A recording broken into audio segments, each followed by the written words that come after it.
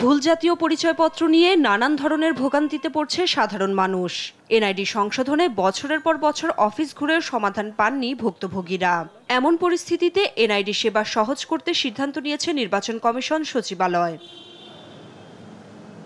বৃহস্পতিবার রাজধানীর আগারগাঁওয়ে নির্বাচন কমিশন ভবনে জাতীয় পরিচয়পত্র সেবা সংক্রান্ত অভিযোগ নিয়ে নির্বাচন কমিশনে আসেন দুদকের একটি প্রতিনিধি দল। এ সময় জাতীয় পরিচয়পত্র নিবন্ধন অনুবিভাগের মহাপরিচালক জানান, সংশোধনযোগ্য লাখ লাখ এনআইডি পড়ে থাকায় এর সুযোগ নিয়েছে দালাল থেকে শুরু করে ইসির কর্মকর্তা কর্মচারীরা। আগামী ৩ মাসের মধ্যে এ সংকট সমাধানের আশ্বাস দেন তিনি। আগামী ৩ মাসের মধ্যে আপনারা এইটার একটা উল্লেখযোগ্য উন্নতি দেখবেন। বলেন, ঘুষ লেনদেনের বিষয়ে কমিশনের কেউ জড়িত প্রমাণ হলে নেওয়া হবে ব্যবস্থা।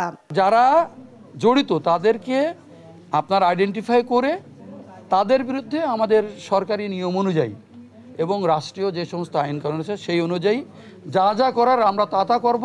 আর দুদকের সহকারী পরিচালক আসিফ আল মাহমুদ বলেন, এনআইডি সেবায় ঘুষ লেনদেনের বিশাল নেটওয়ার্কের প্রমাণ পেয়েছে দুদক। এই এনআইডি কারেকশনের বিষয়ে ঘুষ লেনদেনের একটা নেটওয়ার্ক তৈরি হয়েছে।